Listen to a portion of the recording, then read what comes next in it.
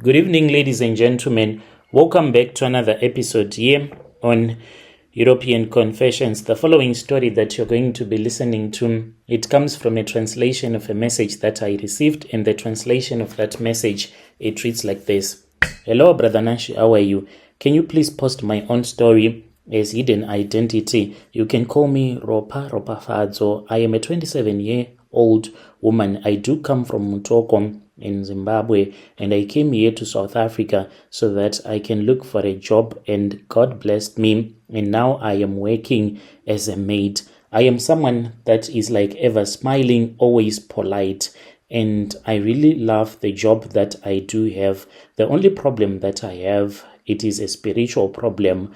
I cannot go to the pastors with this because I have another part of me that wants to hold on to this that was given to me by my own grandmother, including my father as well. It was handed to my father, and my grandmother said that when I would have came of age, it was supposed to be given to me. You see, my mother, she came from a family that was from Mozambique, and from my father's side, my grandmother, she was from Malawi. So she came to Zim and she was working as a traditional healer. That was when she met up with our grandfather, and then they had their family. So she used to go to Mozambique quite a lot to attend a lot of traditional ceremonies, and there were traditional healers that would come to our homestead, crossing the border from Mozambique, to be strengthened by my own grandmother. So I grew up in that kind of a setup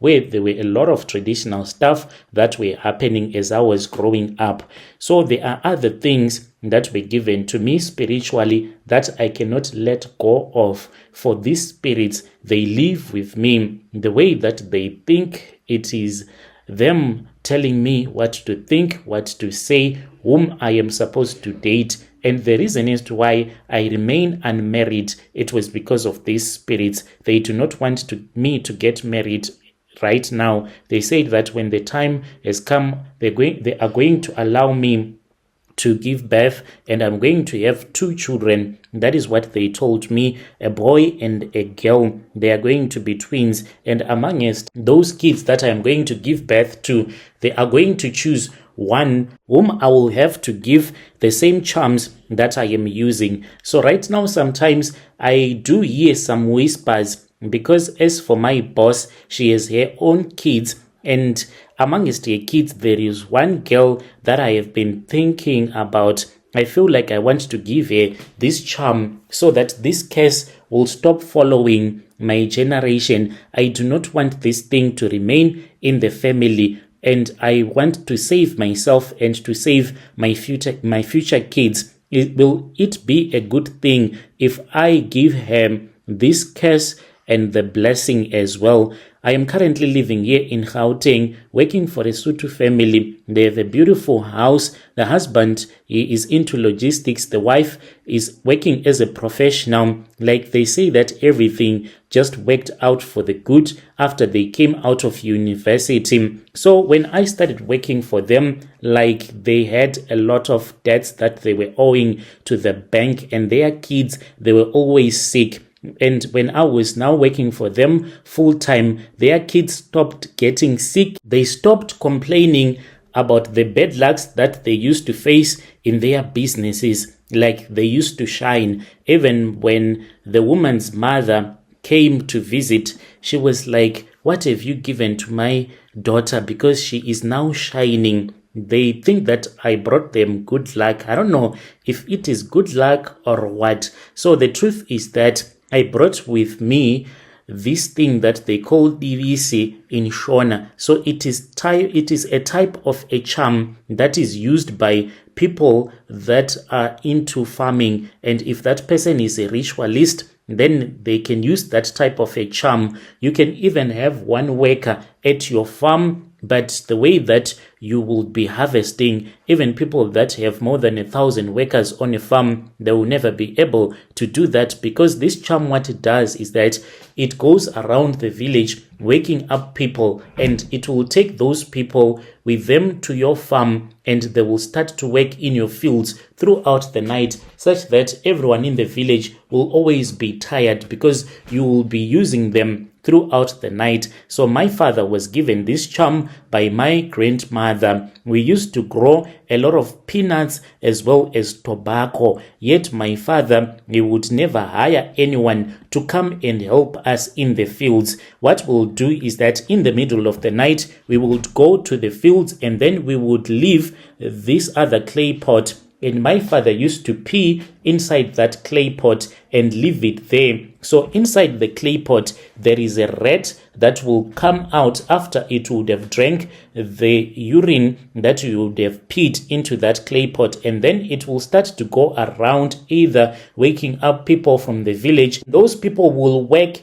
throughout the night without ever getting any rest at all, or it can go and steal some crops from nearby farms as well as fields. That is what my father told me, and that is what I saw, because growing up, we never lacked anything in life. Our neighbors, they used to complain about rats as well as cockroaches, and whenever there is cockroaches in your house, you need to know that if you cannot get rid of those cockroaches, they are no longer physical, but rather there is something that is spiritual about them, and there is someone who is monitoring you spiritually, or that has sent a curse of poverty. For cockroaches, like I was told by my grandmother, again by my father, and rats, they are a sign of poverty that you would have brought into someone's home. So when I came to South Africa, I had that clay pot with me, for it protects me. Wherever I go to,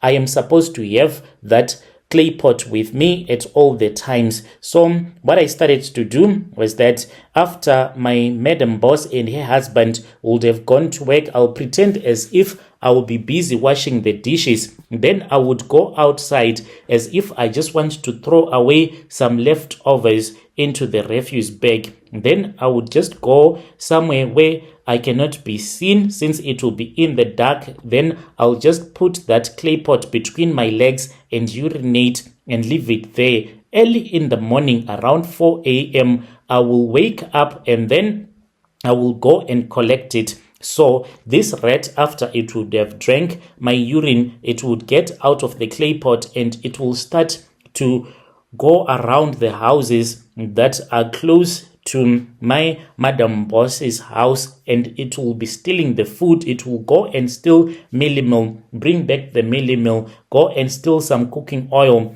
even some meat. It can take meat from your fridge. It's like the food in your fridge will be there, but it won't be real food. It's like magic. You will see things that are not there. As for my madam, she started wondering how come we could go even for 4 months without buying mealie meal, and she would have bought only at 12.5, and we can go for more than 4 months without buying mealie meal again, yet we would be cooking soft porridge almost on a daily basis. Even the way that she was now buying meat, she will just go to town, maybe buy a 2 kg of a braai pack, yet we will be eating meat almost on a daily basis, even on the weekends, having a braai, taking meat from the fridge. But without replacing the meat, it will always be there in the fridge. As for the neighbors, what will be happening to them is that you can just make a mistake. Maybe you are busy frying, or you want to fry, then you put some cooking oil, you fill up a pot with cooking oil.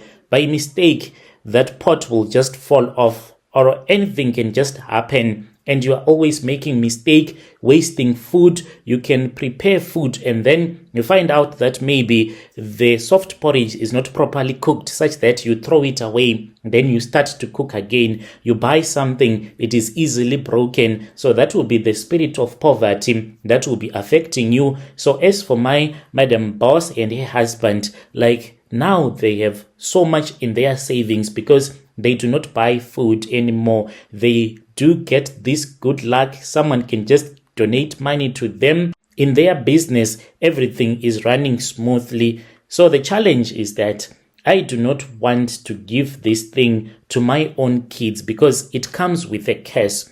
I sleep with a spiritual being that comes to me. Sometimes it can come and sleep with me about 3 times in a month. And my uterus, most of the times I can feel that my womb, it can be so painful after I would have a dream in which I'll be making love to that spiritual being.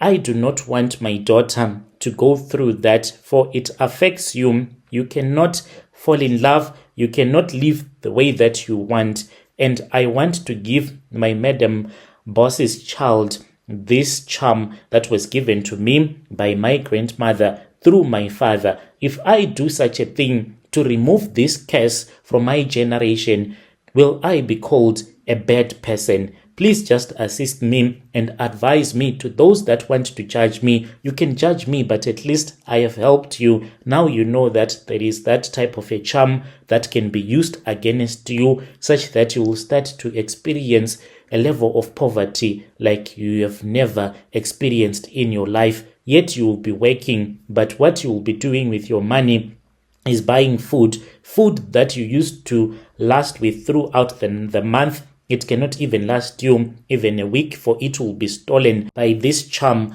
So you can help me in the comment section. I'll be following through.